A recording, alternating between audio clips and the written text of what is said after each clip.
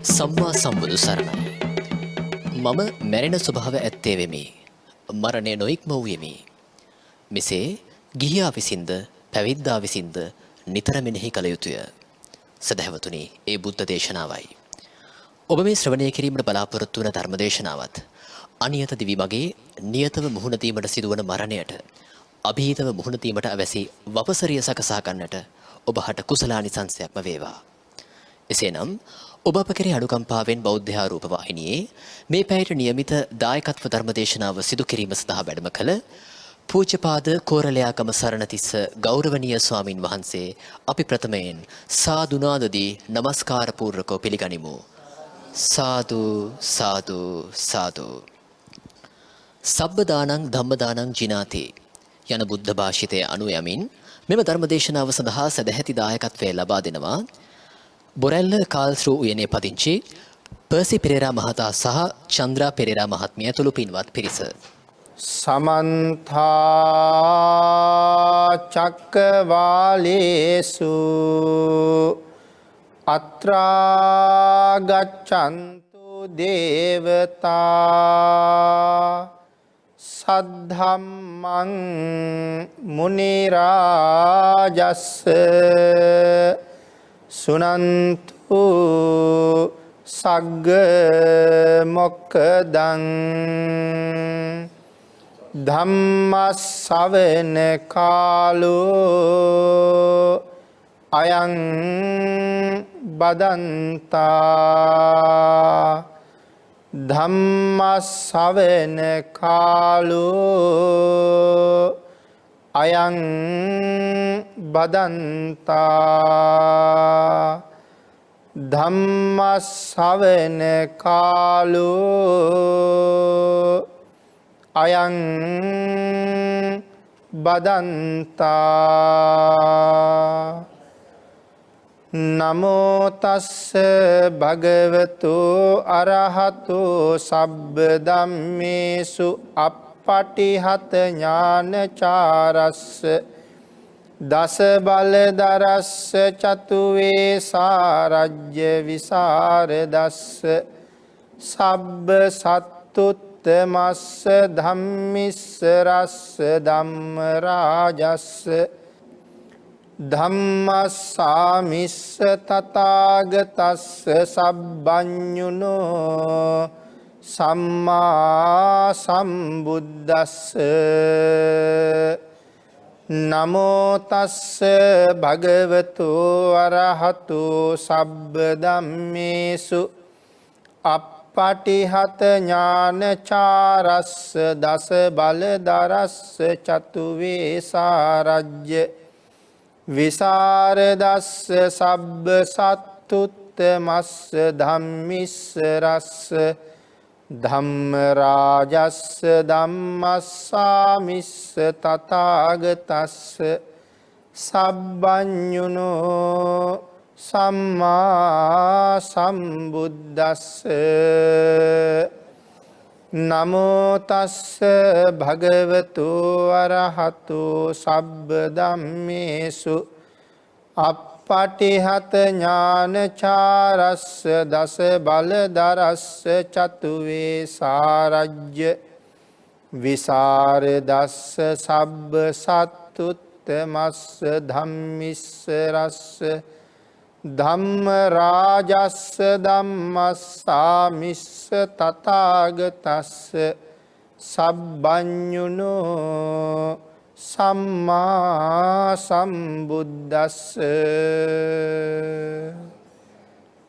සද්ධර්ම ශ්‍රාවක කාරුණික ගුණගරුක බෞද්ධ පින්නතුනි, බොහෝම ශ්‍රද්ධාවෙන් යුක්තව මේ සදහැවත් පිරිස සැදී පැහැදී සූදානම් වෙන්නේ තථාගත ශාන්තිනායක සම්මා සම්බුදුරජාණන් වහන්සේ විසින් ලෝක සත්වයන් පිළිබඳව අනන්ත අප්‍රමාණ දයාවෙන් කරුණාවෙන් මෛත්‍රියෙන් යුක්තව අවබෝධ කරගෙන දේශනා කොට වදාළ අති උතුම් ශ්‍රී සද්ධර්ම රත්නයෙන් අබමල් රේණුවකටත් වඩා අඩු බොහෝම පුංචි කොටසක් ධර්ම ගෞරවයෙන් යුක්තව දේශනා කරවාගෙන ශ්‍රවණය කරන්නත් එසේ ධර්ම ශ්‍රවණය කිරීමෙන් ලැබෙන අවවාද අනුශාසනා තම තමන්ගේ ජීවිතවලට එකතු කරගෙන වඩාත් නිවැරදි ඊ타ත්ම ධර්මානුකූල වූ මෙලව ජීවිතයක් සකස් කර ගන්නත් නිවැරදි වූත් ධර්මානුකූල වූත් මෙලව ජීවිතයක් තුලින් සුගතිගාමී වූ පරලොව ආයති භවයකින් සැනසීමේ උතුම් පරමාර්ථයත් ඇතුවයි මේ සද්ධර්ම ශ්‍රවණය කරන්න සූදානම් වෙන්නේ. ඒ වගේම මේ ධර්ම දේශනා මාලාවේ 6 වෙනි ධර්ම දේශනාව තථාගත බල පැහැදිලි කරන දේශනා මාලාවේ මේ 6 වෙනි දේශනාව සද්ධර්මයට කැමැති භාග්‍යවතුන් වහන්සේ පිළිබඳව දැනගන්න කැමැති බොහෝ දෙනාට කරුණු කාරණා පැහැදිලි කරවමින් ධර්මයේ දානය කරවන්න මේ ධර්ම දේශනාව බෞද්ධ රූපවාහිනී මාධ්‍ය ඔස්සේ ලෝකය පුරාම විසිරුවා හරින්නත් මේ පින්නතුන් දායකත්වයේ දරුවා. ඒ නිසා සද්ධර්ම දානමය පින්කම රැස් කර ගන්නවයි මහා කුසලය. දානයන් අතර සියලුම දානයන් අභිභවනය කළ මහත්ඵල මහානිසංසදායක වූ එකම දානයේ හැටියටයි භාග්‍යතුන් වහන්සේ ධර්ම දානය දේශනා කළේ. එමනම් එවන් ශ්‍රේෂ්ඨ පින්කම සිදු කරන්න මේ පිරිස අද වාග්ය ලබා ගත්තා. ඒ කුසලයත් සද්ධර්ම ශ්‍රවණය කරලා රැස් කරගන්න කුසලයත් නිර්වාණගාමී මාර්ගය සඳහා පාරමිතාවක් වේවා කියලා ප්‍රාර්ථනා කරමු. පින්නතුනි අද ධර්ම දේශනාවේ මාතෘකාව හැටියට මේ තථාගත බල පැහැදිලි කරන දේශනා මාලාවේ 4 වෙනි තථාගත බලය අපි අද දේශනාවේදී සාකච්ඡා කරමු. මේ 4 වෙනි තථාගත බලය පැහැදිලි කරන තැන සිංහනාද සූත්‍රයේ භාග්‍යතුන් වහන්සේ සඳහන් කරනවා පුනච්ච පරං සාරිපුත්ත තථාගතෝ අනේක ධාතු නානා ධාතු ලෝකං යථා භූතං පජානාති යම්පි සාරිපුත්ත තථාගතෝ අනේක ධාතු නානා ධාතු ලෝකං පජානාති ඉදම්පි සාරිපුත්ත තථාගතස්ස තථාගත බලං හෝති යම් බලං ආගම්ම තථාගතෝ ආසබං ඨානං පටිජානාති පරිසාසු සිංහනාදං නදති බ්‍රහ්මචක්කං පවත්තේති. බුදුරජාණන් වහන්සේ මේ බල 10කට පත්වෙච්ච නිසා තථාගත බල 10ක් පිළිබඳව සිංහනාද සූත්‍රයේ පැහැදිලි කරනවා. ඒ තථාගත බල 10ටම පත් වෙලා තමයි භාග්‍යතුන් වහන්සේ තමන් වහන්සේ ලෝකේ උත්තරීතර තැන ශ්‍රේෂ්ඨත්වයේ ස්පර්ශ කළා. ශ්‍රේෂ්ඨත්වයට පත් වුණා. යම් බලං ආගම්ම තථාගතු ආසබං ඨානං පටිජානාති. මේ ආසභ කියන තැනට සියලු දෙනාටම වඩා උතුම් තැනට පැමිණියා කියලා සඳහන් කරන්නේ මේ බල 10 සම්පූර්ණ කරලා. මේ බල 10 සම්පූර්ණ කරපු අය භාග්‍යතුන් වහන්සේ හැර වෙන ලෝකේ පහළ වුණෙත් නැහැ, පහළ වෙන්නෙත් නැහැ. වෙනවනම් තවත් බුදු කෙනෙක් විතරයි. වෙන සාමාන්‍ය කෙනෙකුට එතෙන්ට එන්න කොහොමවත්ම පුළුවන්කමක් නැහැ. එhmenan මේ 4 වෙනි තථාගත බලය මොකක්ද කියන කාරණාව අනේක ධාතු නානා ධාතු පිළිබඳව දන්නා නුවණ තමයි 4 වෙනි තථාගත බලය. අනේක ධාතු නානා ධාතු නොඑක් ආකාරයේ මේ ධාතුන් පිළිබඳව තියෙන අවබෝධය භාග්‍යතුන් වහන්සේ දේශනා කරනවා සාරිපුත්ත මේ තථාගතයන් වහන්සේ අනේක ධාතු නානා ධාතු ලෝකේ ඇත්ත ඇති හැටියටම දන්නවා කියලා.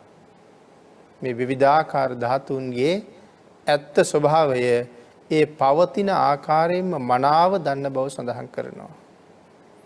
එහෙනම් මේ නානා ධාතු පිළිබඳව දන්නා නුවණ සඳහන් කරනවා පින්නතුනි තව කෙනෙක් සම්පූර්ණයෙන්ම කවදාවත් දන්නේ නැහැ. නානා ධාතු පිළිබඳව අවබෝධය තව කෙනෙකුට කවදාවත් සම්පූර්ණයෙන්ම ලබන්න බෑ. යම් යම් මහරහතන් වහන්සේලා යම් යම් ප්‍රමාණයකින් ලැබුවා. නමුත් සම්පූර්ණයෙන්ම ලැබුවේ නැහැ. භාග්‍යතුන් වහන්සේට විතරයි ඒ ධාතු පිළිබඳව ඒ සැබෑම අවබෝධය තිබුණේ. ඒ නිසාම සඳහන් කරනවා අන් අය කොයිතරම් ප්‍රමාණයක් ලැබුවද භාග්‍යතුන් වහන්සේ දන්නා ප්‍රමාණය කොච්චරද කියලා. ඇති හැටියටම ਸਰව ප්‍රකාරයෙන්ම දන්නවා කියන කාරණාවයි මේ හතරවෙනි තථාගත බලය. අපි උදාහරණයක් හැටියට සඳහන් කළොත් 80 මහා ශ්‍රාවකයන් වහන්සේ නමක් හැටියට අපේ ශාසනයේ කටයුතු කරපු මහා පන්තක ස්වාමින් වහන්සේ 80 මහා ශ්‍රාවකයන්ගෙන් කෙනෙක්. ඒ කියන්නේ මහා කල්ප ලක්ෂයක් පෙරම් පුරලා ඉන්නේ 80 මහා ශ්‍රාවකෙක් වෙන්න. මහා කල්ප ලක්ෂයක් පෙරම් පිරුව කියලා කියහම ඒක මොනතරම් කාලයක් උන්වහන්සේ ගුණම සම්පූර්ණ කළාද? සිල්ම සම්පූර්ණ කළාද? තමන් වහන්සේ පැවිදි බිමට ඇතුල් වෙලා කාලෙකින් තමන් වහන්සේ භුක්ති විඳින නිවන් රසය තමන්ගේ මල්ලිටත් ලබලා දෙන්න ඕනේ. සහෝදරයටත් ලබලා දෙන්න ඕනේ. එහෙම හිතලා උන්වහන්සේ මල්ලිව පැවිදි කරා. චුල්ලපන්තක. චුල්ලපන්තකයන් වහන්සේ පැවිදි කරලා උන්වහන්සේට දහම් කරුණ ඉගෙනුවා. ඒ කරුණ උගන්වනකොට උන්වහන්සේට 4 පද ගාථාවක් පාඩම් කරන්න දුන්නා. බුදුරජාණන් වහන්සේගේ ගුණ කියවෙන 4 පද ගාථාවක්. පදුමං යථා කෝක නදං සුගන්ධං පාතෝ සියා පුල්ල මවීත ගන්ධං අංගීර සංපස්ස විරෝචමානං තපන්න මාදිච්ච මිවන් තලික්කේ. මේ ගාථාව තමයි පාඩම් කරන්න දුන්නේ. මෙන් කියවෙන්නේ භාග්‍යතුන් වහන්සේගේ ගුණ අංගීරසයි.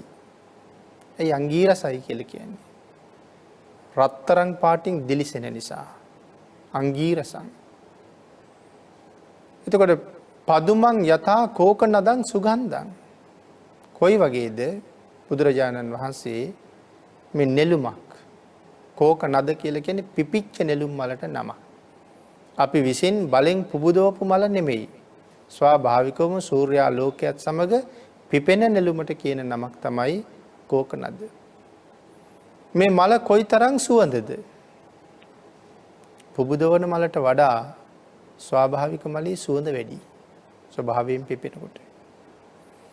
එතකොට ඒ සුවඳ මල් පෙති විහිදෙනවත් සමගම ඒ සුවඳ පරිසරයට මුහු වෙනවා.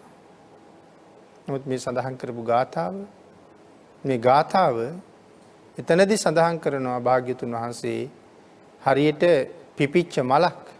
නමුත් තවම සුවඳ විදා හැරලා නැහැ. තවම පියුම් ගැබ ඇතුළෙමයි සුවඳ. ඒ වගේම භාග්‍යතුන් වහන්සේ සුවඳයි. මේ ගාථාව තමයි පාඩම් කරන්න දෙන්නේ. නමුත් උන්වහන්සේට මේ ගාථාව කොතරම් පාඩම් කළත් පාඩම් නැහැ. 4 මාසයක් ගෙවුණා. 4 මාසයක් ගෙවිච්ච තැන එක පදයක්වත් මතක හිටින්නේ නැහැ. මේ පදේ පාඩම් කරලා දෙවෙනි පදේ කියවලා කල්පනා කරනකොට පළවෙනි එක මතක නැහැ. 4 මාසයක් ගෙවෙනකොටත් ගාථාව පාඩම් නැති නිසා මහා පන්තික ස්වාමීන් වහන්සේ උන්වහන්සේට ගෙදර යන්න කිව්වා. ඒ නිසා උන්වහන්සේ හැඬු මුසු දුක් මුසු මුහුණින් ගෙදර යන්න පිටත් වුණා. නමුත් භාග්‍යතුන් වහන්සේ ඒ බව දන්නවා. මහා කරුණා සමාපත්තියෙන් දැක්කා චුල්ලපන්තක අද ගෙදර යනවා කියලා. එහෙම දැකලා පෙරමගට වැඩලා උන්වහන්සේ මුණ ගැහිලා එක් කරගෙන ගියා. මේ ශාසනයේ කාටවත් එහෙම යන්න කියන්න බෑ. කෙනෙක් පිට කරන්න පුළුවන් අයිතිය භාග්‍යතුන් වහන්සේට විතරයි තිබුණේ ශාසනයේ. ඒ නිසා කාටවත් යන්න කියන්න බෑ කියලා එක ගියා. එක්ක ගිහිල්ලා උන්වහන්සේට කමටහනක් ලැබලා දුන්නා. අපි දන්නවා සුදුරෙදි කැල්ලක් දීලා ඒක පිරිමදින්න කියලා සඳහන් කළා රජෝ හරණං. ඊටාම කෙටි වෙලාවකදී උන්වහන්සේ මනාව ඥානය පහළ කරගත්තා. එක උදේ වරුවකදී බුදුරජාණන් වහන්සේ මුළු ත්‍රිපිටකයම ඉගෙනුවා. 4 මාසයක් තිස්සේ 4 පද ගාථාවේ එක පදයක්වත් උගන්වන්න මහා පන්තක මහරහතන් වහන්සේට බැරි වුණා. බුදුරජාණන් වහන්සේ එක උදේ වරුවක උන්වහන්සේට ත්‍රිපිටකයම ඉගෙනුවා. ජීවක වෛද්‍යාචාර්යතුමාගේ ගෙදර එදා දානයක් තිබුණා. 500ක් රහතන් වහන්සේලාට. දානශාලාවේ 499ක් වැඩ හිටියා. බුදුරජාණන් වහන්සේ දානි පිළිගන්නේ නැහැ. විහාරේ තව භික්ෂූන් ඉන්නවනම්. ඒ නිසා සඳහන් කළා විහාරේ තව භික්ෂූන් නැති බලන්න. රහතන් වහන්සේලා සඳහන් කළා නෑ ස්වාමීනි සියලු දෙනා වැඩියා. අනික් අයගේ කල්පනාව චුල්ලපන්තක ස්වාමීන් වහන්සේ ගෙදර ගියා කියලානේ. නෑ බලලා එන්න. බලලා ආපු කෙනා කියනවා නැහැ ස්වාමීනි. එක්කෙනෙක් නෙමෙයි 10 ගාණක් ඉන්නවා. ඒ 10 ගණනක් දෙනාගෙන් චුල්ලපන්තකට එන්න කියන්නේ. නැවත ගිහිල්ලා මතක් කළා චුල්ලපන්තක ස්වාමීන් වහන්සේ භාග්‍යතුන් වහන්සේ ඔබ වහන්සේ අමතනවා කියලා. අර සියලුම දෙනා මමයි චුල්ලපන්තක කී කියා ඉස්සරහට එනවා. නැවත ගිහිල්ලා කිව්වා ස්වාමීනි 10 ගණනක් දෙනා සියලු දෙනාම චුල්ලපන්තක කියනවා. ඒ වෙලාවේ සඳහන් කළා ඉස්සරලාම හම්බ වෙන ස්වාමීන් වහන්සේගේ සිවුරු පොටින් අල්ලගන්න කියලා. උන්වහන්සේගේ සිවුරු පොටින් අල්ල ගන්නකොටම අනිත් සියලුම රූප අතුරුදහන් වුණා. එතකොට කවුද මේ ඉඳලා තියෙන්නේ? චුල්ලපන්තක ස්වාමීන් වහන්සේ විසින් මැව් රූප. උන්වහන්සේට ලැබුණ අග්‍රස්ථානය මොකද්ද? මනෝමය රූප මවන්නන් අතර අගතනතුරු උන්වහන්සේට ලැබුණේ. වැඩමවගෙන ඇවිල්ලා වාඩි කළා. දානේ වැළඳුවා. දානෙන් පස්සේ කරන ධර්ම දේශනාව බුදුරජාණන් වහන්සේ චුල්ලපන්තක ස්වාමීන් වහන්සේට පැවරුවා. උන්වහන්සේ මේ ධර්ම දේශනාව මුළු ත්‍රිපිටකයම අලලා දේශනා කළා කියලා සඳහන් වෙනවා අනික් සියලු දෙනා වහන්සේලා පුදුමයට පත් කරවමින්. එතකොට 80 මහා ශ්‍රාවකයන් වහන්සේ නමක් බවට පත්වෙච්ච තමන්ගේම සහෝදර මහා පන්තක ස්වාමින් වහන්සේට දැනගන්න බැරි වුණා චුල්ලපන්තක ස්වාමින් වහන්සේ රහත් වෙන්නේ මොන ක්‍රමෙන්ද කියලා. නමුත් භාග්‍යතුන් වහන්සේ දැනගෙන හිටියා උන්වහන්සේට ඒ අවබෝධ ඥානය ලබා දෙන්න පුළුවන් කොයි ක්‍රමෙන්ද කියලා. ආන් ඒකයි සඳහන් කළේ වෙනත් කිසිම රහතන් වහන්සේ නමකටවත් නැති පුදුමාකාර ඥානයක් භාග්‍යතුන් වහන්සේට තිබුණා.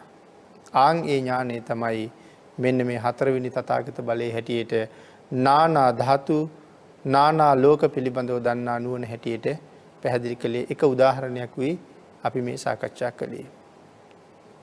ඊළඟට සඳහන් කරනවා කිසි කෙනෙකුට හිතාගන්න බැරි වුණ පුදුමාකාර ඥාන ශක්තියක් භාග්‍යතුන් වහන්සේගේ ඒ ඥානය.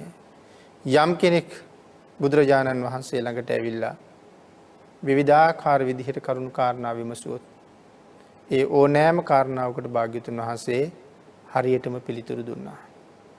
කවදාවත් භාග්‍යතුන් වහන්සේගෙන් අහපු ප්‍රශ්නයකට කාටවත් අඩුවෙන් පිළිතුරු හම්බුනේ නැහැ, උත්තර හම්බුන්නේ නැහැ. ਸਰව ප්‍රකාරයෙන් මේ පුජ්‍යලයා බලාපොරොත්තු වෙන උත්තරය ඒ ආකාරයෙන්ම භාග්‍යතුන් වහන්සේ ඔහුට ලබලා දුන්නා. ආන් ඒ හැකියාව තියෙන නිසා නානා ධාතු පිළිබඳව භාග්‍යතුන් වහන්සේට දැනුම තිබිච්ච නිසා යම් කෙනෙක් බුදුරජාණන් වහන්සේ ළඟට ඇවිල්ලා ඇහුවනම් ස්වාමීනි භාග්‍යතුන් වහන්සේ මේ වී ඇටි පෙන්නනවා. වී ඇටයක් පෙන්නලා කියන ස්වාමීනි මෙන්න මේ වී ඇටි. මේ වී ඇටේ මගේ කුඹුරේ හිටෙව්වොත් මේ වී ඇටෙන් මට කොච්චර ආදායමක් ලැබෙයිද? හරියටම දේශනා කරනවා ඒ වී ඇටෙන් ලැබෙන වී ඇට ගාන ආදායම. වෙනත් කුඹුරක හිටෙව්වොත් මගේ කුඹුරේ හිටෙව්වට වඩා වැඩි අස්වැන්නක්ද ලැබෙන්නේ අඩු අස්වැන්නක්ද කියලා වෙනත් කුඹුරක හිටෙව්වොත් ඒ කාරණාවත් භාග්‍යතුන් වහන්සේ හරියටම පැහැදිලි කළා. ආන් ඒ නිසා නානා ධාතු දන්නා නුවණක්. ඊළඟට යම් අඹ ඇටයක් පෙන්නලා ඇහුවොත් එහෙම නැත්නම් වෙනත් ධාන්‍ය ඇටයක් පෙන්නලා ඇහුවොත් මේ අඹ ඇටේ හිටවලා පැලුණාට පස්සේ මේ අඹ ඇටෙන් ගහ පවතින තුරු ලැබෙන ගෙඩි ගාන කොච්චරද? අඹ ගහ ඇති වෙලා මැරෙනකන් අඹ ගහේ හැදෙන ගෙඩි ගානත් භාග්‍යතුන් වහන්සේ දේශනා කරනවා. ඒ විතරක් නෙමෙයි ගෙඩි වල පාටත් දේශනා කරනවා. තාම මේ අඹ ඇටේ පෙන්වන්නේ. පාට විතරක් නෙමෙයි ඒ අඹ ගෙඩි කොච්චර රසද කියන එකත් දේශනා කරනවා. මේ කාරණාව දේශනා කරන්න භාග්‍යතුන් වහන්සේට පුළුවන් පුදුමාකාර හැකියාවක් තිබුණා. ඒ වගේම යම් යම් පුජ්‍යලයාගේ ඒ හැකියාවන් නොඑක් කාර්යයෙන් ප්‍රකාශ කරන්න භාග්‍යතුන් වහන්සේට හැකියාව තිබුණා කියලා සඳහන් කරනවා. ඒ නිසා මේ නොඑක් ධාතු පිළිබඳව මනා දැනුමක් තිබුණ නිසා තමයි මනාව දන්නවා කියලා සඳහන් කළේ. බුදුරජාණන් වහන්සේ මනාව දන්නවා. මනාවම පිහිටියා කියන කාරණාව සඳහන් කළේ ඒ දැනුමේ හරියටම අවබෝධ ඥානය ඇති කරගත්ත නිසා. යම් පුජ්‍යලයක එහෙම නැත්නම් අපි සඳහන් කරමු යම් ගහක්. යම් ගහක පොත්ත රළුයි. ඇයි ඒ ගහේ පොත්ත රළු උනේ? යම් ගහක පොත්ත සියුම්. ඇයි ඒ ගහේ පොත්ත සියුම් උනේ? යම් ගහක ඒ ගහක් පවතින කාලේ හැමදාම මල් තියෙනවා. ඇයි ඒ ගහේ හැමදාම මල් තියෙන්නේ? සමහර ගස්වල කාලයකට විතරයි මල් හැදෙන්නේ. ඇයි කාලයකට විතරක් මල් හැදෙන්නේ? සමහර ගස්වල අවුරුද්ද පුරාම ගෙඩි තියෙනවා.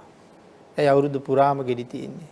ඇයි සමහර ගස්වල අවුරුද්දකට දෙපාරක් අවුරුද්දකට එකපාරක් විතරක් ඵල දරන්නේ? ඒ කියන කාරණාව භාග්‍යතුන් වහන්සේ මනාව දේශනා කළා. සමහර ගහක ඇයි එළය ගහ ඇතුලේ තියෙන්නේ? නැත්නම් අරටුව එළයට ඇතුලේ තියෙන්නේ ඇයි? සමහර ගස්වල අරටුව එළියේ තියෙන්නේ ඇයි? එළය ඇතුලේ තියෙනවා අරටුව එළියේ තියෙනවා. සමහර ගස්වල අරටුව ඇතුලේ තියෙනවා එළය පිටින් තියෙනවා. සමහර ගස්වල එළය ඇතුලෙන් තියෙනවා අරටුව පිටින් තියෙනවා. පොල් ගස් පුවක් ගස් වගේ දේවල් වල අපි ප්‍රයෝජනෙට ගන්න කොටස තියෙන එළියේ. නමුත් අනිත් ගස්වල හුඟක් ගස්වල ශක්තිමත් කොටස තියෙන්නේ එළයට ඇතුලේ. මෙහෙම උනේ ඇයි? එහෙම වෙන්නේ ඇයි? කියන කාරණාව යම් කෙනෙක් ඇහුවොත් භාග්‍යතුන් වහන්සේ අන්න ඒ කාරණාව හරියටම ප්‍රකාශ කරනවා. ඒ සඳහා හේතු වෙච්ච ඒ ධාතුන්ගෙන් වෙච්ච විපර්යාසය, ඒ ධාතුන්ගෙන් වෙච්ච විවිධත්වය හරියටම පැහැදිලි කරන්න භාග්‍යතුන් වහන්සේට මනා වූ හැකියාවක් තිබුණා. අන්න ඒ හැකියාව තිබුණ නිසාත් බුදුරජාණන් වහන්සේට නානා ධාතු පිළිබඳව දන්නා නුවණක් තිබුණා කියලා පැහැදිලි කරනවා. හතරවෙනි තථාගත බලය. පස්වෙනි තථාගත බලය. පස්වෙනි තථාගත බලය සඳහන් කරනවා නැවත සාරිපුත්ත තථාගතයන් වහන්සේ නානාදී මුක්ති කතා. මොකද මේ නානාදී මුක්ති කතා කියලා සඳහන් කරන්නේ? සත්වයන් පිළිබඳව අදිමුක්ති දැනගන්නා නුවණක් භාග්‍යතුන් වහන්සේට තිබුණා. අදිමුක්ති දැනගන්නා නුවණ සඳහන් කරනවා සමහර සත්වයෝ තමන්ට තියෙන ප්‍රමාණයවත් දන්නේ නැහැ කියලා. තමන්ගේ ප්‍රමාණය නැත්නම් සමහර සත්වයෝ තමන්ගේ ප්‍රමාණය කොයි ආකාරයේද කියනවත් තමන්ගේ දැනුමේ ප්‍රමාණය තමන්ගේ අවබෝධ ඥානයේ ප්‍රමාණය ඒ මොකවත් සමහර සත්වයෝ දන්නේ නැහැ. නමුත් ඒ සත්වයාගේ ඒ ප්‍රමාණය බුදුරජාණන් වහන්සේ දැනගෙන හිටියා. ඒ කියන්නේ අපිට වඩා අපි ගැන හොඳටම දන්නේ බුදුරජාණන් වහන්සේ. අපි ගැන අපිවත් දන්නේ නැහැ. අන්න ඒ නිසායි සඳහන් කළේ උදාහරණයක් සඳහන් කළොත් අඟුලිමාලයන් වහන්සේ. උන්වහන්සේ දැනගෙන හිටියේ නෑනේ උන්වහන්සේට රහත් වෙන්න පුළුවන් කියලා. උන්වහන්සේ දැනගෙන හිටියේ නෑනේ උන්වහන්සේගේ නමින් මහා කල්පයක් බලපවතින පිරිතක් දේශනා වෙයි කියලා. මහා කල්පයක් බලපවතින පිරිතක්. අඟුලිමාල කියලා පිරිතක් තියෙනවා. මේ අඟුලිමාල පිරිත කොයිතරම් බලවත්ද? අපි හිතුවේ නැති වුණාට බුද්ධාන්තරේ නිමා වේ තව වසර දහස් ගණනකින්. නමුත් අඟුලිමාල පිරිතේ බල නිමා වෙන්නේ නැහැ. මහා කල්පයේ පවතින තුරු මේ අඟුලිමාල පිරිත බලවත්. එහෙම බලවත් පිරිත් කීපයක් තියෙනවා. අඟුලිමාල පිරිත, රතන සූත්‍රය, වැසි පිරිත මේ වගේ පිරිත් කීපයක් භාග්‍යතුන් වහන්සේ දේශනා කරලා තියෙනවා. මහා කල්පයේ පුරාවට බල පිහිටන පිරිත් හැටියට මෝර පිරිත වගේ පිරිත්. නමුත් අඟුලිමාලයන් වහන්සේ දැනගෙන හිටියේ නෑ තමන් ගැන. නමුත් භාග්‍යතුන් වහන්සේ දැනගෙන තමයි උන්වහන්සේ හොයාගෙන වැඩි. මාගන්ධිය බමුණ දැනගෙන හිටියේ නෑ මේ ජීවිතෙන් මගඵල ලබන්න මට පුළුවන් කියලා. භාග්‍යතුන් වහන්සේ තමයි ඒ බව දැනගෙන හොයාගෙන ගිහිල්ලා ඒ අවස්ථාව උදා කරලා දුන්නේ. සෝපාක කියන දරුවා කවදාවත් දැනගෙන හිටියේ නෑ මේ ශාසනය මට රහත් වෙන්න වෙයි පුළුවන් වෙයි කියලා. සුනීත කියන කසල සෝදකයා කවදාවත් දැනගෙන හිටියේ නෑ මට දෙවියන්ගෙන් බඹුන්ගෙන් වැඳුම් ලබන්න පුළුවන් කෙනෙක් බවට පත් වෙන්න පුළුවන් වෙයි කියලා. නමුත් භාග්‍යතුන් වහන්සේ දැනගෙන හිටියා. ඒ නිසා භාග්‍යතුන් වහන්සේ ඒ අයට ඒ తত্ত্বය උදා කරලා දුන්නා. එහෙනම් නානා නොයෙක් ආකාරයේ පුජ්‍යලයන්ගේ මේ නානාදි මුක්ති භාග්‍යතුන් වහන්සේට දැන ගැනීමේ හැකියාව තිබුණා. ඊළඟට සඳහන් කරනවා භාග්‍යතුන් වහන්සේ නොයෙක් පුජ්‍යලයන්ගේ හොඳ වගේම නැත්නම් ඒ පුජ්‍යලයාගේ පිට වගේම ඇතුළාන්තයක් දැනගෙන හිටියා. නමුත් තව කෙනෙකුට අපේ ඇතුළාන්තය දකින්න බෑ. පිටපැත්තෙන් දැකලා හැසිරීම දැකලා කතා බහ දැකලා කෙනෙක් තීරණය කරන බොහොම හොඳයි කියලා. එහෙම තීරණය කරන්නේ අපි විතරයි. බුදුරජාණන් වහන්සේ තීරණය කරන්නේ නැහැ එහෙම. භාග්‍යතුන් වහන්සේ සම්පූර්ණ පුද්ගලයාව දකිනවා. ඇතුළාන්තය දකිනවා. එහෙම ඇතුළාන්තය දැකලා අවබෝධ කරලා ඒ පුද්ගලයාට යමක් කරන්න පුළුවන් ප්‍රමාණයක් භාග්‍යතුන් වහන්සේ දන්නවා. මේ ජීවිතෙන් සසරෙන් එතර යන්න බැරිද පුළුවන්ද කියන කාරණාවත් භාග්‍යතුන් වහන්සේ දන්නවා. මේ වගේ පුදුමාකාර නුවණක් භාග්‍යතුන් වහන්සේට තිබුණා. අන්න ඒ නිසා පින්නතුනි අදිමුක්ති කියලා සඳහන් කළේ හිත යට තියෙන දේවල් දැනගන්න පුළුවන්කම. තමන්ගේ හිතේ යටපත් වෙලා තියෙන දේවල් තමන්ටවත් කවදාවත් මතුවෙන්නේ නැහැ. නමුත් අවශ්‍ය නම් මතු කරන්න පුළුවන්. ඒක දන්නේ භාග්‍යතුන් වහන්සේ.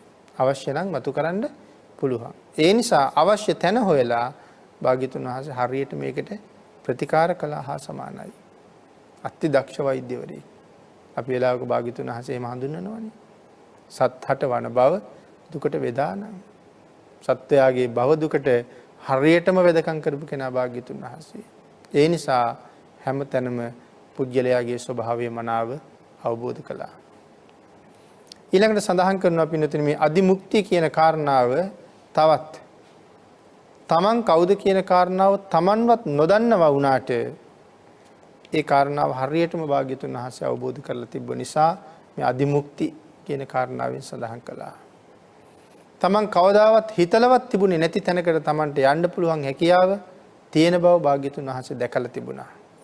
නමුත් භාග්‍යතුන් වහන්සේ පුද්ගලයාව දැක්ක ගමන්ම ඒ සේරම දකිනවා. අපිට නම් පුද්ගලයෙක් තේරුම් ගන්න සෑහෙන කාලයක් ඒ පුද්ගලයා ඇසුරු කරන්න ඕනේ. ඇසුරු කරලා අධ්‍යයනය කරලා තමයි තේරුම් ගන්න ඕනේ. අවුරුදු 10ක් 15ක් ආශ්‍රය කරලවත් සමහර අය තේරුම් ගන්න බෑ. නමුත් භාග්‍යතුන් වහන්සේ යම් පුද්ගලයෙකුගේ ප්‍රථම දර්ශනයෙන්ම ඒ පුද්ගලයා පිළිබඳව සියල්ලම තීරණය කරන්න පුළුවන් පුදුමාකාර හැකියාවක් තිබුණා. අන්න ඒකට කියනවා මේ අදිමුක්ති. පුද්ගලයා අවබෝධ කිරීමේ හැකියාව. ඊළඟ සඳහන් කරනවා ඕනෑම කෙනෙකුට හරියටම භාග්‍යතුන් වහන්සේ කමඨහන දුන්නේ නිසා කියලා. කමඨහන් වඩන්න බැරි නම් භාග්‍යතුන් වහන්සේ කවදාවත් කමඨහන් දුන්නේ නැහැ. දියුණු වෙන්නේ නැත්නම් භාග්‍යතුන් වහන්සේ කවදාවත් ඒ කමඨහන ඒ පුජ්‍යලයට දුන්නේ නැහැ. මේ දේශනා මාලාව ආරම්භ කරනකොටම අපි සඳහන් කළා මහා සිංහනාද සූත්‍රය ආරම්භ කරන්න හේතුුනේ ඇයි කියලා. සුනක්කත්ත කියන ලිච්ඡවි පුත්‍රයා පැවිදි බවට පත් වෙලා භාග්‍යතුන් වහන්සේගේ උපස්ථායකයා හැටියට හිටිය කාලයක්. බුදුරජාණන් වහන්සේගෙන් කමඨහන් ඉල්ලගෙන දිවස වැඩුවා. දිවස දියුණු කරලා දෙවියන් දිහා බලමින් දිව්‍ය ලෝක දිහා බලමින් කල්පනා කළා මට දිව්‍ය සෝත වඩන්න ඕනේ කියලා. දෙවියෝ පේනවා දෙවියෝ කතා කරන දේවල් ඇහෙන්නේ නැහැ. ඒක ඇහෙන්න නම් දිබ්බ සෝත වඩන්න ඕනේ. ඒ නිසා දිබ්බ සෝත වඩන්න කමඨහන් ඉල්ලුවා භාග්‍යතුන් වහන්සේ කමඨහන් දුන්නේ නැහැ. සුනක්කත් භික්ෂුවට දිබ්බ සෝත වඩන්න බැරි බව භාග්‍යතුන් වහන්සේ දන්නවා. නමුත් ඒ භික්ෂුව කල්පනා කළේ මමත් රාජවංශයේ උන්වහන්සේත් රාජවංශයේ උන්වහන්සේටත් දිවස් තියෙනවා මටත් දිවස තියෙනවා. මම දිබ්බ සෝතත් වැඩුවොත් උන්වහන්සේ මායි සමාන වෙන නිසා මට දිබ්බ සෝත වඩන්න කමටහන් දුන්නේ නැහැ කියලා. ඉතින් භාග්‍යතුන් වහන්සේ පිළිබඳව ඒ වාගේ පටු විදිහට තමයි දැකලා තිබුණේ. ඒ නිසා ගිහි වෙලා බුදුරජාණන් වහන්සේට බැන බැන ඇවිද්ද කියලා සඳහන් වෙනවා. නමුත් දිවස වඩන්න කමටහන් දුන්නේ නැත්තේ දිබ්බ සෝත වඩන්න කමටහන් දුන්නේ නැත්තේ දිබ්බසෝත උන්වහන්සේට වඩන්න බැරි හින්දා. ඒ නිසා කෙනෙකුට කමටහන් දෙනකොට භාග්‍යතුන් වහන්සේ ඒ පුද්ගලයාට ගැළපෙන කමටහන හරියටම දුන්න නිසා ඊටාම ඉක්මනින් සමහර අය කමටහන වඩලා මාර්ගඵල වලටපත් වුණා. ඒ නිසා පුද්ගලයාට ගැළපෙන කමටහනයි දැකලා දුන්නේ. අද එහෙම කමටහන් අපිට දෙන්න බැරි නිසා අපේ తত্ত্বය අපේ තරම හරියටම දන්නේ නැති නිසා අපිට අඳුරේ අත ගන්නවා වගේ දෙයක් කරන්න සිද්ධ වුණා. එහෙම පෙනුමක් බැලුමක් එහෙම අවබෝධයක් නැති නිසා. අපේ හැකියාව මේ ජීවිතෙම එතෙන්ට යන්න ඇති. නමුත් ඒක දන්න කෙනෙක් නැහැ. භාග්‍යතුන් වහන්සේ ඒක හරියටම දැක්කා. ඊළඟට සඳහන් කරනවා මේ ඇතැම් තීර්ථකයන් බුදුරජාණන් වහන්සේ ළඟට පැවිදි වෙන්න ඇවිල්ලා පැවිද්ද ඉල්ලහම භාග්‍යතුන් වහන්සේ ඒ කටියට පැවිද්ද දුන්නේ නැහැ. අන්නේ තීර්ථකයෝ ඇවිල්ලා බණ අහලා සතුටු වෙලා පැහැදිලා ස්වාමීනි මම පැවිදි කරන්න. පැවිදි කරන්න කියලා ඉල්ලීම කළාට පැවිද්ද දුන්නේ නැහැ. නැහැ. ඔබ ඔය ඉන්න විදිහටම ඉන්න. මා කෙරෙහි ශ්‍රද්ධා සිත පිහිටවා ගන්න. ඔය ඉන්න විදිහටම ඉන්න මා කෙරෙහි ශ්‍රද්ධා සිත පිහිටවා ගන්න.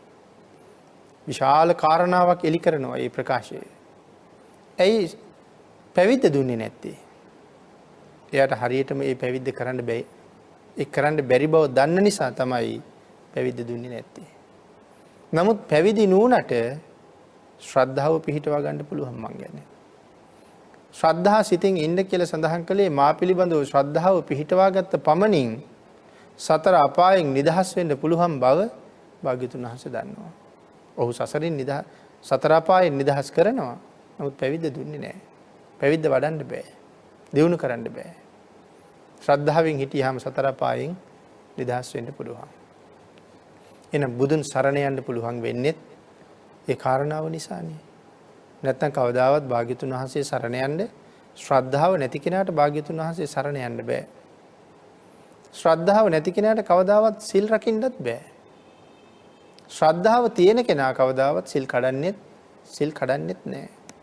ඉතින් මේ එක ප්‍රකාශයක් තුල අපිට අපි ගැන කොච්චර දේවල් හිතන්න තියෙනවද? ඇයි මට සිල් රකින්න බැරි? ඇයි මට හැමදාම පන්සිල් ආරක්ෂා කරන්න බැරි? ඇයි මට හිතු වෙලාවට ඒක කඩන්න කෛරාටික සිතක් මා තුළ ඇති වෙන්නේ? ශ්‍රද්ධාව මේ ශ්‍රද්ධාව කියන ධර්මතාවය මා තුළ මදි නිසා, මා තුළ නැති නිසා. එහෙනම් මේ අන්‍ය ශ්‍රමණ බ්‍රාහ්මණයන්ට මා පිළිබඳව පිහිටවාගත් ශ්‍රද්ධා සිතම ඔබට ප්‍රමාණවත් කියලා දේශනා කළේ ඒ ශ්‍රද්ධා සිතින් ඒ පුජ්‍යලයා සිල් කඩන්නේ කවදාවත්. ඒ සිල් මත ඉන්නේ. එහෙනම් අන්‍ය ශ්‍රමණ බ්‍රාහ්මණයන්ට නෙවෙයි අපිට ඒ ශ්‍රද්ධා සිතවත් භාග්‍යතුන් වහන්සේ කියන වචනේ පිළිබඳව පිහිටවන්න, ඒ උත්තමයන් වහන්සේ පිළිබඳව පිහිටවන්න අපිට තවත් කොච්චර ජීවිතේ ප්‍රගුණ කරවන්න වෙයිද කියන කාරණාව අපිට ආපහු හිතන්න කරුණු ඉතුරු වෙනවා එතකොට. එහෙනම් මේ ශ්‍රද්ධාව කියන කාරණාව සිල් රකින්නත් වටිනවා. භාවනාව දියුණු කරගන්නත් වටිනවා. ඒ සියල්ලටම කලින් බුදුන් සරණ යන්නත් වටිනවා.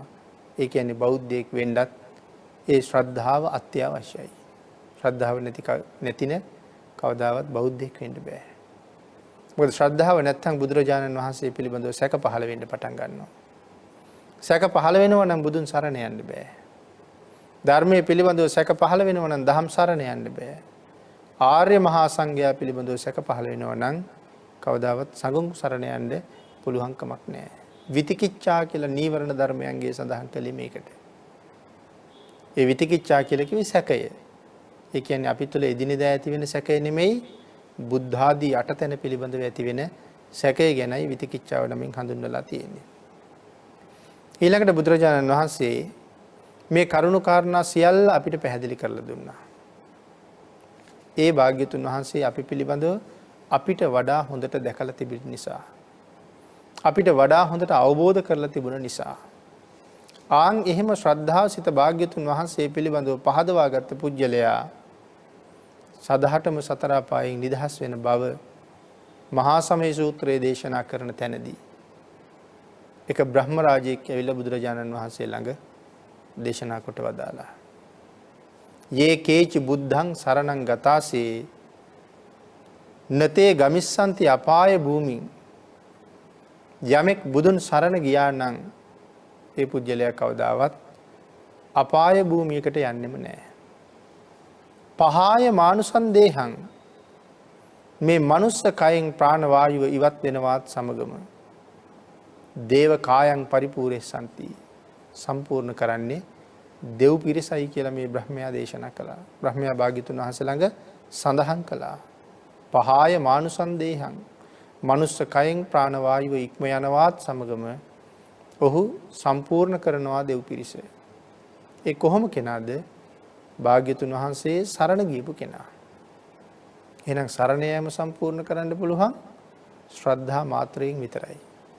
ශ්‍රද්ධාව නැති කිසිම කෙනෙකුට බුදුරජාණන් වහන්සේ සරණ යන්න බැරුව යන නිසා මනාව බුදුන් සරණ යන පුජ්‍යලයා ළඟ ශ්‍රද්ධාව අත්‍යවශ්‍ය සාධකයක් බවට පත් වෙනවා.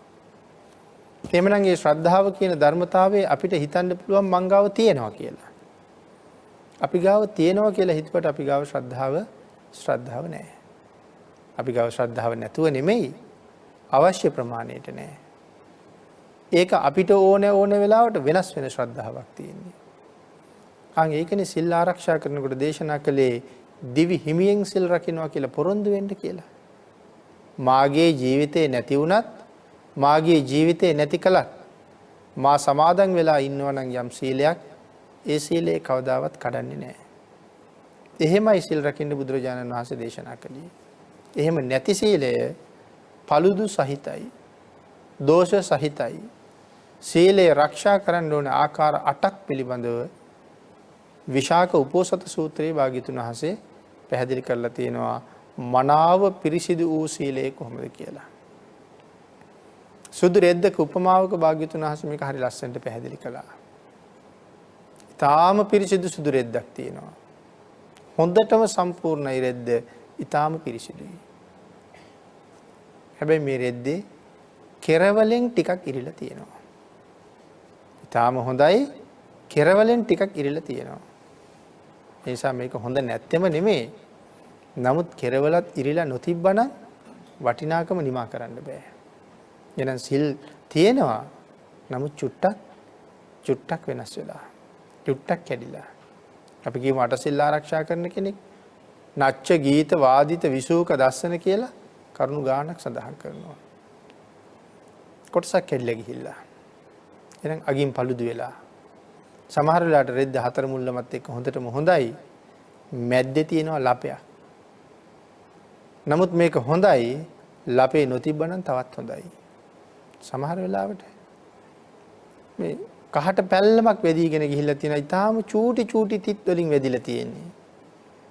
නමුත් මේ රෙදි කැලේ ප්‍රයෝජනෙට ගන්න බැරි නෑ. නමුත් එහෙමත් නොතිබ්බනම් ඊටාම අගී. ඒ මොකවත් නැතුව හොඳටම තියෙන රෙදි කැල්ල හොඳයි. හැමතැනම ඉරිච්ච රෙදි කැල්ලෙන් ප්‍රයෝජනයක් ගන්නම බෑ. එහෙනම් අපිට හිතෙන වෙලාවට සිල් කැඩෙනවා නම් ඒ කියන්නේ අපි ගාව ශ්‍රද්ධාව ඇත්තෙම නෑ. ඒ හින්දායි දේශනා කළේ දිවි හිමියෙන් සිල් රකින්න කියලා. කවුරු හරි ඇවිල්ලා මගේ බෙල්ලට කඩුවක් තියලා බොරුවක් කීවේ නැත්තම් එහෙම නැත්තම් සතෙක් පෙන්නලා මේ සතා මැරුවේ නැත්තම් කූඹියෙක් පෙන්නලා මේ කූඹියා මැරුවේ නැත්තම් ඔබේ බෙල්ල කපනවා කියලා කිව්වොත් කමක් නැහැ. මේ කූඹියා මරන්න එකපාරක් ඇඟිල්ලෙන් පොඩි කරාම මට සංසාරේ ආත්ම කීයක පොඩි වෙවි මැරෙන්න සිද්ධ වෙයිද? මොහුගේ කඩුවෙන් බෙල්ල කැපුණොත් මේ ආත්මේ විතරයි මම මැරෙන්නේ. නමුත් මේ සතා පොඩි කෙරුවොත් මට ආත්ම ගණනාවක පොඩි වෙන්න සිද්ධ වෙනවා. ඒ අකුසලේ එපා. මේ ජීවිතේ මට නැති විචාවේ කියලා භාග්‍යතුන් වහන්සේ වෙනුවෙන් සීලය වෙනුවෙන් හිතන්න පුළුවන් වෙන්න ඕනේ. එහෙම වුණොත් සමහරලාට කෙනෙකුට මගේ බෙල්ල කපන්න පුළුවන් වෙන්නේ නැති වෙන්න පුළුවන්. කෙසේ වෙතත් බුදුරජාණන් වහන්සේ දේශනා කරපු මේ නිවන මේ ලෝකේ පහළ වෙච්ච අනෙක් සියලුම ආගම් ශාස්ත්‍රවරු හැම කෙනෙක්ම මෝක්ෂයක් දේශනා කළා. හැම කෙනෙක්ම නිවනක් සනසීමේ මාර්ගයක් ස්වර්ගයක් දේශනා කළා. එහෙ යන්නේ කොහොමද? ඒ හැම ශාසනයකම හැම දහමකම ඒ ස්වර්ගයට යන්නේ මරුණට පස්සේ. මරණින් පස්සේ හම්බ වෙන සනසීමක් පිළිබඳවයි දේශනා කරලා තියෙන්නේ. හැබැයි බුදුරජාණන් වහන්සේ දේශනා කරපු නිවන ඒක හම්බ වෙන්නේ මරුණට පස්සේ නෙමෙයි. භාග්‍යතුන් වහන්සේ දේශනා කරපු නිවන හම්බ වෙන්නේ මේ ජීවිතෙන්ම හම්බ වෙනවා. මේ ජීවිතෙන්ම ප්‍රත්‍යක්ෂයි. මේ ජීවිතෙන්ම ප්‍රත්‍යක්ෂ කරලා අත්දකින්න පුළුවන් නිවනක් දේශනා කරපු ලෝක ධාතුවේ පහළ වෙච්ච එකම ශාස්ත්‍රවරයා සම්මා සම්බුද්ධයි. ඒ සඳහා මොනවද අවශ්‍ය? මේ ජීවිතෙන්ම ඒ නිවන දකින්න. මේ ජීවිතෙන්ම ඒ සුවය විඳින්න. සන්දිට්ඨිකෝ. මේ ධර්මයේ ප්‍රතිඵල සාන්දෘෂ්ටිකයි. අස්පනා පිට දැක්ක හැකි. අකාලිකෝ. ඒක ලබන්න කාලයක් නැහැ. බාල කාලේ, තරුණ කාලේ, මධ්‍යම වයසේ, සඳ සමයේ එහෙම කාලයක් නැහැ. අකාලිකෝ. කාලයක් නැහැ මේ ජීවිතෙන්ම දැක්ක හැකි මේ අස්පනා පිටම මොකක් කරන්න ඕනේද? ඒහි පස්සිකෝ. එන්න. ඇවිල්ලා බලන්න. ඇතුළට ඇවිල්ලා බලන්න. ධර්මයේ දිහා බලන්න එපා කියලා දේශනා කළා. අනුන්ගේ කරේ තියෙන පළඳනාවක් දිහා බලනවා වගේ ධර්මයේ දිහා බලන්න එපා. අනුන්ගේ කරේ තියෙන පළඳනාවත් හොඳයි. ඒක වටිනවා. නමුත් මම ඒක දිහාත් බලනවා. ඒක දිහා බැලුවට ඒක මගේ නෙමෙයිනේ. ඒ නිසා මට ඒකේ විශාල දැනුමක් අවබෝධයක් වටිනාකමක් මට නැහැ. ධර්මයේ දිහා බලන්න එපා කිව්වා එහෙම. පැත්තක තියෙන දෙයක් දිහා බලනවා වගේ බලන්න එපා. තමන්ගේ වගේ බලන්න. තමන් ළඟ තියෙනවා වගේ බලන්න. මේ ධහම තුල යම් කෙනෙක් හැසිරුණොත් එහි ප්‍රතිඵල ඔහුට නියතයි කියලා දැනගෙන බලන්න. ඒ නිසා ඇවිල්ලා බලන්න. එහි පස්සිකෝ. අකාලිකෝ කාලයක් නෑ එහි පස්සිකෝ. ඇවිල්ලා බලන්න කියන්නේ බුදුරජාණන් වහන්සේ දේශනා කරපු මාර්ගයේ හැසිරෙන්න. භාග්‍යවතුන් වහන්සේගේ පාරි ගමන් කරන්න. පියාගේ භූමියේ හැසිරෙන එක හරීම ආරක්ෂා සහිතයි කියලා දේශනා කළා භාග්‍යවතුන් වහන්සේ. පියාගේ භූමියේ හැසිරෙන එක හරීම ආරක්ෂා සහිතයි. කොතනද මේක දේශනා කළේ? අර උපමාවක් පැහැදිලි කළා. කැට කුරුල්ලෙකුගේ උපමාවක්. මේ පොඩි කුරුල්ලෙක් කැට කුරුල්ලෝ කියලා කියන්නේ. ඒ කැට කුරුල්ලට කීවා එයාගේ තාත්තා පුතේ අපේ සීමාවෙන් ඔබට යන්න එපා කියලා. අපේ සීමාවෙන් ඔබට යන්න එපා. එහෙම වුණොත් ඔබට කරදර වෙයි. නමුත් කුරුල්ලෝ පැටියා එයා ටිකක් ඉගිල්ලෙන්න පුළුවන් වයසට ඇවිල්ලා. තාත්තා කියපු දේ ඇහුවේ නෑ. මෙයා ඉගිල්ලෙන්න පටන් ගත්ත අහස පුරාම. උකුස්සෙක් දැක්ක විශාල උකුස්සෙක්. ආපු ගමන් මෙයා දැහැගත්තා. දැහැගෙන අරන් යනවා. දැන් කැටකුරුල්ල කියනවා තාත්තා කියපු දේ ඇහුවනම් මට මේක වෙන්නේ නෑ. තාත්තා කියපු දේ ඇහුවනම් මට මේක වෙන්නේ නෑ. ඒ වෙලාවේ කුරුල්ල ඇහුවා මොකද්ද ඔබේ තාත්තා කීවේ? මට තාත්තා කීවා මගේ සීමාවෙන් එහාට යන්න එපා කියලා. මම ඒක ඇහුවේ නෑ. ඒ හින්දා මං විනාශ වුණා. ඔබේ තාත්තා ඉච්චර මිනිහෙක්ද? ඒ කියන්නේ උඹේ සීමාවට ගියොත් මං ඔබ අල්ලගන්නේ නැද්ද? පුළුවන් නම් යමන් බලන්න කියලා කිව්වා. ඇතෑරියා. මේ කැටකුරුළු හුඟක් ඉන්නේ මේ හී කැට උඩ. මෙයා ඇවිල්ලා එහෙම මේ හී කැටේ උඩ වැහුවා. දැන් මේ තමයි පියාගේ භූමිය. තාත්තා මෙතනින් එහාට යන්න එපා කිව්වනේ. දැන් මෙයා හී කැටේ උඩ ඉන්නකොට මෙයාට ඇහෙන උකුස් අයින්නවා. එයා වේගෙන් තටු දික් කරගෙන වේගෙන් මෙයා ගාවට එනවා. ඒ එන හඬ ඇහෙනවා. හඬ ලං වෙනකම් ඉඳලා මෙයා එකපාරම හී කැටේ ඇසට රිංගුවා. උකුස්සට ආපු වේගය පාලනය කරගන්න බැරුව ගියා. එයාගේ පපුව හී කැටේ වැදිලා එයා එතනම මැරිලා වැටුණා. තාත්තගේ භූමියේ හිටපු නිසා ඕනෑම බලවේගයක් පරාජය කරන්න පුළුවන්කම තිබුණා. මොන තරම් බලයේ ශක්තිය තිබුණා. භාග්‍යතුන් වහන්සේ අපිට දේශනා කළා පියාගේ භූමියෙන් එළියට යන්න එපා කියලා. මොකද්ද භාග්‍යතුන් වහන්සේගේ භූමිය?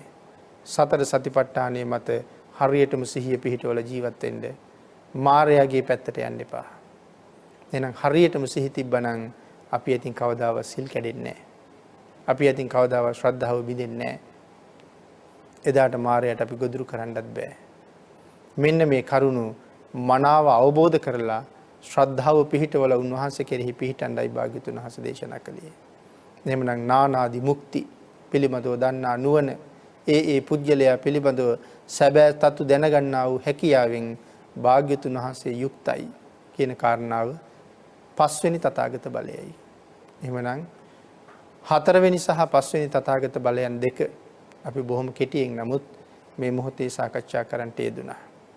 මේ කාරණා දෙකේ සඳහන් කරුණු කාරණත් එක්ක අපිට බොහෝ කරුණු කාරණා හිතාගන්න, දැනගන්න, සොයන්න අවකාශ උදා වෙලා තියෙනවා. ඒ ඔස්සේ භාග්‍යතුන් වහන්සේ පිළිබඳව කරුණු දැනගෙන, භාග්‍යතුන් වහන්සේ පිළිබඳව ශ්‍රද්ධාව පිහිටවාගෙන බුදුන් සරණ යන ශ්‍රේෂ්ඨ පුජ්‍යලයක් බවට පත් වෙන්න අපිට ජීවිතය ගොඩනගන්න පුළුවන් වගේම මේ මහා ශ්‍රේෂ්ඨ වීරයන්න් වහන්සේ පිළිබඳව ශ්‍රද්ධාව පහදවන්න පුළුවන්, උපදවන්න පුළුවන් මේ වාගේ දැනුම් සම්භාරයකින් යුක්තයි නේද? අපි මේ සඳහන් කරන කරුණු ස්වල්පයමයි. මහා සාගරයෙන් ජල බිඳිත්තක් වාගේ මේ සඳහන් කරන කරුණු අන් සියල්ල මීට වඩා විශාලමයි, සංකීර්ණමයි. ඒ කරුණු දැනගෙන ලෝකයටත් ඒ කරුණු දේශනා කරවමින් පහදවන්න මේ පින්නතුන් අද දවසේ මේ ධර්ම දේශනාව ලෝකේ පුරාම විසිරුවා හරින්නත් කටයුතු කළා.